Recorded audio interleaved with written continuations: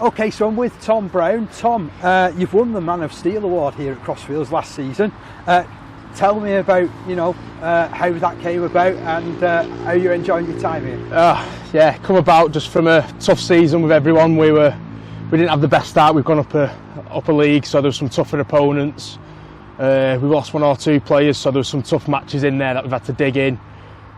All the lads have turned up. They've just had some tough opponents, and I think we just ground them out and just did the right things on the day, I think, to get that. So how do you get nominated as Man of Steel? Is that like a player's thing, or? Yeah, so the Man of Steel's sort of a 1, 2, 3 from each player for the season, so you get the points for that way. So it's from all the players, which is obviously a bit more of the better reward, I always think. It means the most, because it means that your mates you're playing with like what you're doing and appreciate it, sort of. So it's a good feeling to win that one. Now, obviously, I know you're muddied up. We've just come back to Crosfields. First session of the new pre-season. Yeah. How did it go? It was a tough one. Definitely blew off some cobwebs in that one. But it was just a good laugh with all the lads back down, back feeling like it should have been. A good crack, good like we've not been away. Definitely a tough one, but Danny and Robert brought some good drills in there, got everyone back laughing, smiling, and just looking forward to the season. I think it's got everyone ready for it really already. Did you know Danny and Rob before? Yeah, you know them from around the town, from other clubs. I've played with Danny's brother Luke for a while, and Danny coached us, I think it was 2 or 3 years ago.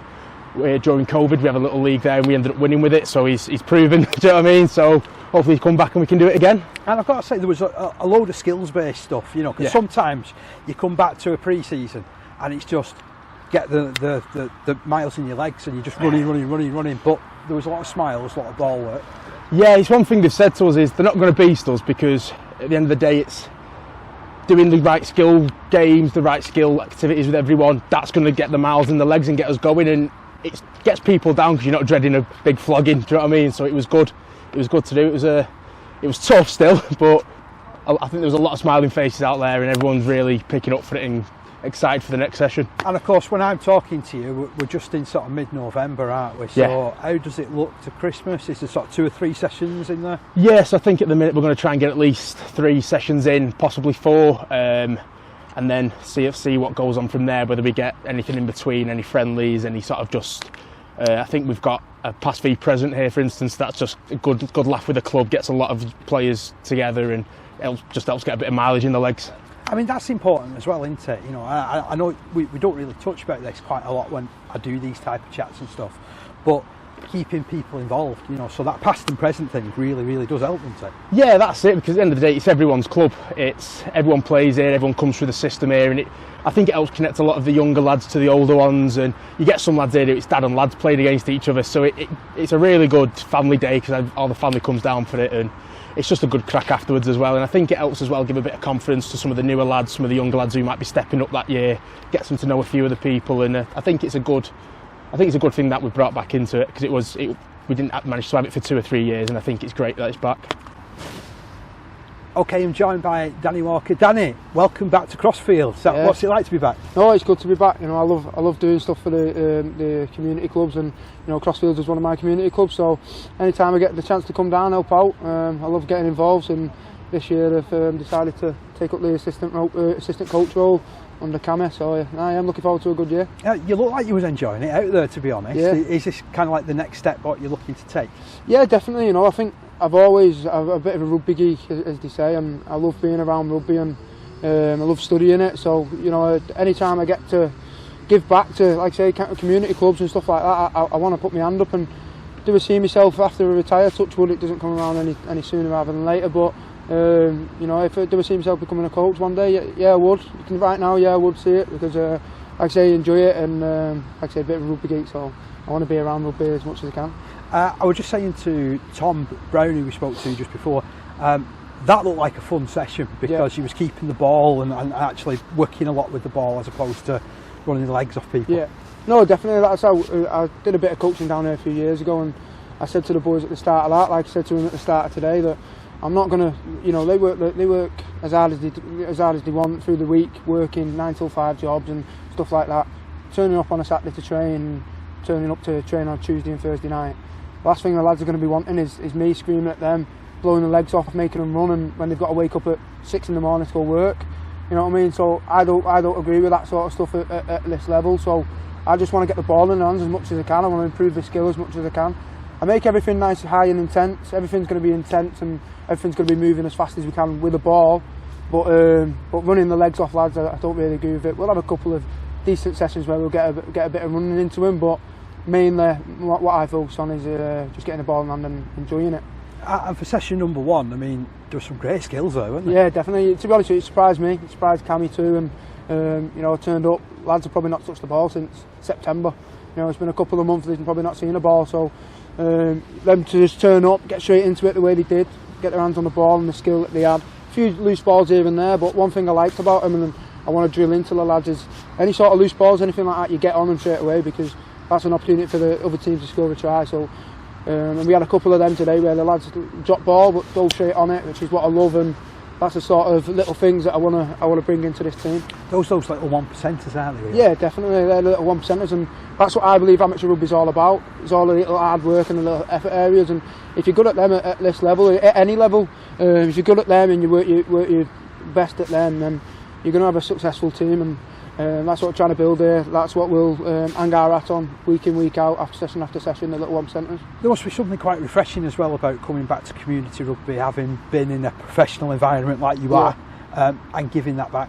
Yeah, definitely. You know, I feel like it sort of relieves a bit of pressure off me too, you know what I mean, and I can just actually just really enjoy it, you know what I mean, whereas sometimes at a professional level the pressure might get to you a little bit more, so you sort of stop enjoying it that little bit. You know, I always enjoy my rugby, I love it no matter what, but sometimes the pressure will overweigh that side of it, and whereas here at amateur I can just really enjoy it. I can put the pressure on them sort of thing, and I can just take a backward step and try and teach them and coach them through that. And I love seeing lads get better, and you know, that's one thing that I'd say I want to build on. We keep improving people, not just as players but as people too. And it looks like you've already got a good working relationship with Rob.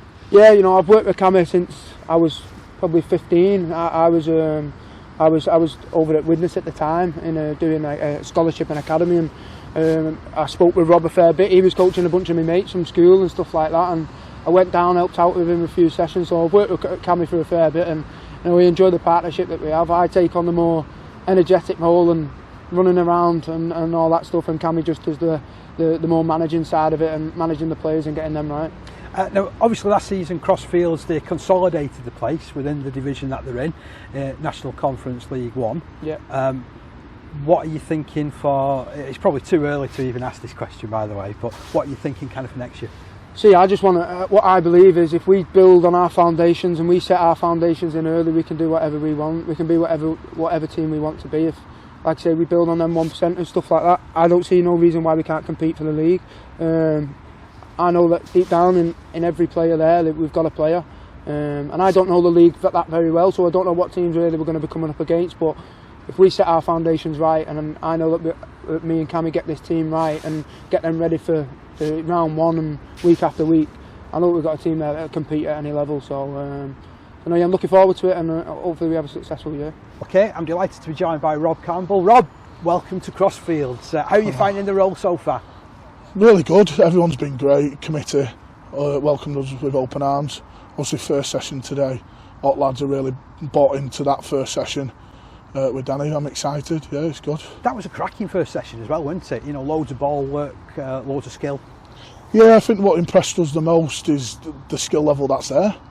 In conditions as well, it's not great out there. It was quick, they bought into it. The skill level really impressed both of us. We've just been speaking about it, me and Danny, and that's what shocked me the most is how good. I think we had 1 ball down in the opening bit. So if we can build from that, it's a good start anyway. Very good start, a very good start. Now, the club consolidated its spot in Division One last year. Yeah. Obviously, you've come on board. Mm-hmm. What are you bringing to the club?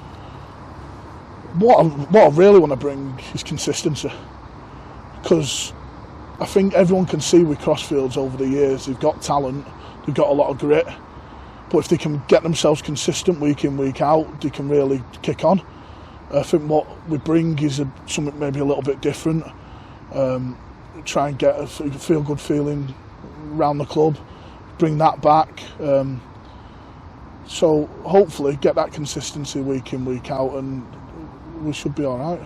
And tell us a little bit about your rugby league journey, because you're well travelled around these parts, aren't you? Yeah. There's a few jokes going around about Tiger Woods at the minute, but yeah, no, I'm a Rylands lad originally. Played all my juniors at Rylands.